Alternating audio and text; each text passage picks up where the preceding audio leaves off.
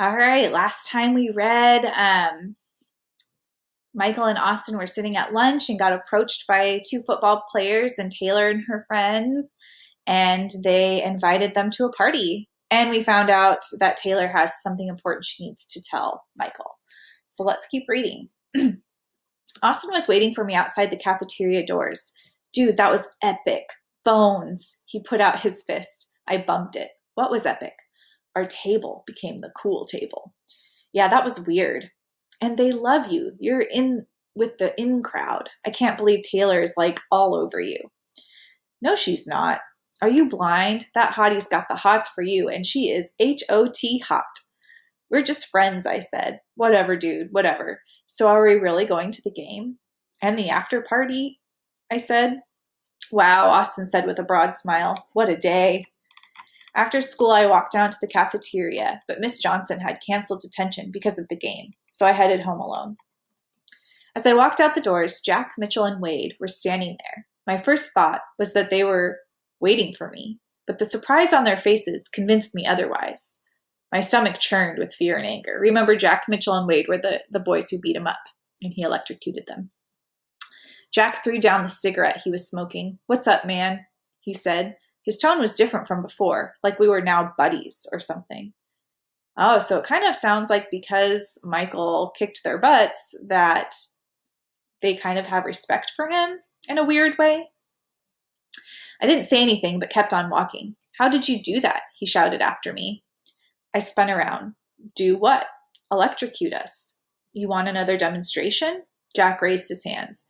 We don't want any trouble, he said. We're good, right? Wade took a slight step back, and Mitchell looked like he'd wet his pants if I said boo. No, we're not good. I'm still on detention because I wouldn't tell on you guys. You need to talk to Mr. Dahlstrom and fix that. I stepped towards them, suddenly feeling the liberation of having nothing to hide.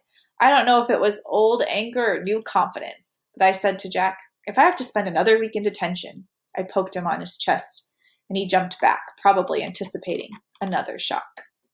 Okay, I'll tell Dahlstrom it's all my fault. Good, because if I have another week of detention, I'm coming after you. I turned to Mitchell, and you. Then I turned my whole body toward Wade, and especially you. And if you think it hurts last time, next time you're going to think you were struck by lightning. You understand? Hey, no prob, man, Wade said, his voice quivering. We're cool, Mitchell said. We better be, I said, turning from them. As I walked away, a large smile crossed my face. I just couldn't help it. I couldn't remember the last time I'd felt that good. So here Michael is acting really out of character. He's like stood up for himself, and it's the first time ever, it sounds like, where he's really stood up for himself. So he's feeling really free, like he can be himself. Interesting. 10 minutes later, I knocked on Austin's door and he answered, Hey, you're back early. They canceled detention, so can you go to the game?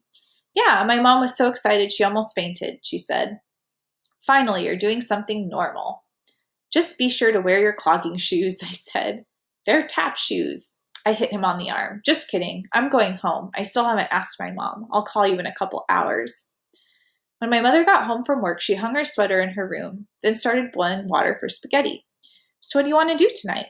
I'd been excited to tell her about the game, but now that she was home, I was afraid to ask her. I suppose I felt a little like I was letting her down. I thought maybe I'd go to the school basketball game, I said uneasily, if that's okay with you. She turned to me and smiled. That sounds fun. But then you'll be all alone. I think I can handle that. Do you want me to pick you up when the game's over? Well, we've been invited to a party afterward.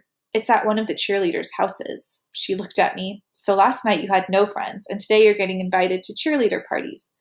What was in that ice cream? It's Taylor. She's the cheerleader? Yeah, she's kind of becoming a friend. I don't know the last time I saw my mother smile that wide. Is she nice? She's really great. I looked at my mom. We had spent every Friday night together since we moved to Idaho. You sure you're okay alone? She dropped the pasta into the pot. Are you kidding? She said, winking at me. I'm just glad to finally get you out of my hair. Do you know how many books I have to catch up on? Just call when you're ready to leave the party and let me know where to pick you up. I smiled. Thanks, Mom. I gave her a hug. I love my mother. Neither Austin nor I had been to a school basketball game before. We sat near the floor at one end of the gymnasium. Austin looked Austin looked as out of place as a Twinkie in a salad bar. I panned the floor for Taylor, but I couldn't see her. These metal bleachers are bruising my butt, Austin said. How long do these things last? You're too soft, I said, still looking for Taylor. Your girlfriend's over there, Austin said, pointing to a flock of cheerleaders on the other side of the floor. She's not my girlfriend. Yeah, right, Austin said. I waved to Taylor several times, but she didn't see me, or at least she didn't act like she did. The game was close. At halftime, Meridian was down by 5 points. The drill team had come out to do their thing when I saw Taylor walk over to our side of the gym. Taylor, I shouted. She didn't even look up. Then she walked up to the end of our bench where Tim Wadsworth was sitting. Tim Wadsworth was the guy every girl at Meridian dreamed of. He had perfect skin, golden hair with a soft curl, straight teeth, and a body that would make a Greek Olympic statue envious. Mr. Perfection was flirting with Taylor, or vice versa. I couldn't tell. As I watched her, I got madder and madder. He was holding a Coke and talking to her. Then she took a drink from his cup. Oh, so Michael's getting a little jealous right now. Without even thinking about it, I surged. There were at least 20 people on the bench, and they all jumped up at once, like they were doing the wave. Tim also jumped, spilling his Coke all over himself. At first, Taylor just looked confused. Then she looked down the bench and saw me. She glared. Why'd you do that? Austin asked, rubbing his butt. That really hurt. Let's get out of here, I said. We walked down to the floor and started to leave the auditorium when Taylor shouted, Michael! I turned around. She stormed up to me, her eyes snapping. She glared at Austin. Texas boy, leave. Okay, Austin said, quickly walking away. She turned back to me. What was that? I was twitching like crazy. None of your business. It is my business when you act stupid and start drawing attention to yourself. You're one to talk. You're always the center of attention. I'm talking about drawing attention to your power.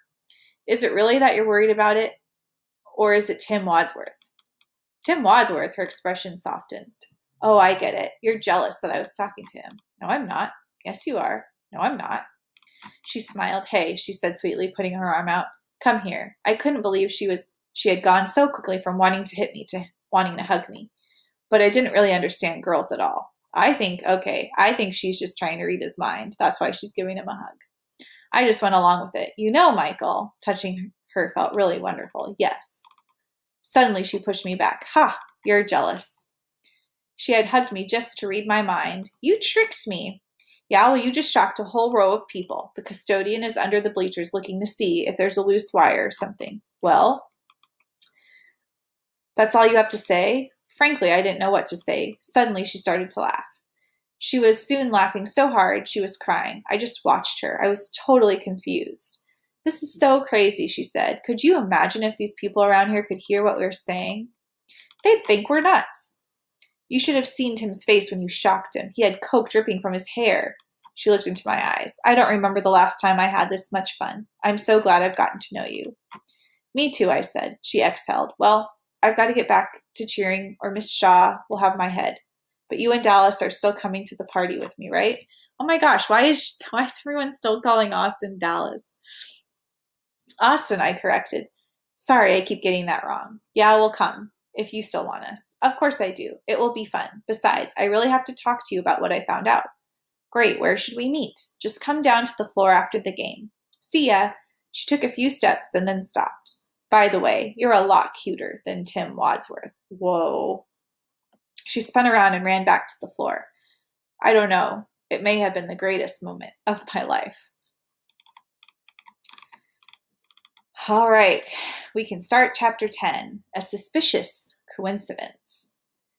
The end of the game was pretty exciting. Meridian was ahead by just 1 point with 3 seconds left on the clock when they fouled Cottonwood's best player, sending him to the line to shoot free throws.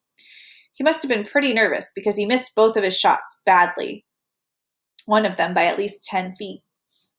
Everyone went wild. After the game, Austin and I walked down to the floor. Taylor was surrounded by a couple dozen friends, but she smiled when she saw me. Ready to go? I nodded. Angel's dad is going to give us a ride to Maddie's. Me too? Austin asked. Of course. The 4 of us walked out to the parking lot. Angel was a pretty Asian girl, and Austin just stared at her until it was embarrassing. Finally, she stopped and turned to him. What? Austin, he said, putting out his hand to shake. She looked at his hand, then slowly put out her own. I'm Angel. Are you Chinese or Japanese? Her brow furrowed. Chinese. Were you born in China? Yes. He nodded. What brought your parents to America? Opportunity? Freedom of speech? My parents are American, she said. I was adopted.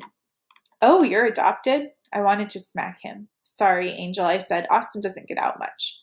Hardly ever, he said. She shook her head. It's okay. And I think you're the prettiest girl in the world, Austin blurted out. Enough, I said to him. Angel smiled. Maddie's home was the last on a long tree-lined street called Walker Lane, where the rich kids in our school lived. I think her home could have fit our entire apartment building in it and still have had room for an indoor swimming pool, which, by the way, it had. It was the first party I'd been invited to since we moved to Idaho, unless you count Austin's last birthday party, which was only me and his obnoxious cousin Brent, who only came because his aunt made him. Brent broke a beaker in Austin's new chemistry set within 5 minutes of Austin's opening the box. I thought Austin would have a mental breakdown. Angel's dad drove a nice car, a BMW with leather seats, the texture and color of footballs. I knew it meant nothing to these kids to ride in a car like that, but I thought it was really cool. So did Austin. He was grinning like a Cheshire cat, though it also may have been because he was sitting next to Angel. When Mr. Smith dropped us off, I said, "Thank you, sir." He smiled. It's nice to see that not everyone's lost their manners. You're welcome, son. As we walked up to the house, Taylor took my arm. Well played. What do you mean? I asked. Nothing, she said. You're a real gentleman. The stairway to the house was lined with little pointy trees, growing in ceramic pots. I stopped at the door. I don't always notice my vocal tics, but I was gulping loud enough to get Taylor's attention. Taylor looked at me. Are you okay? I stopped gulping. Yeah, I guess I'm just a little nervous. It's cool. Don't worry about it. We're just here to have fun. I took a deep breath. All right.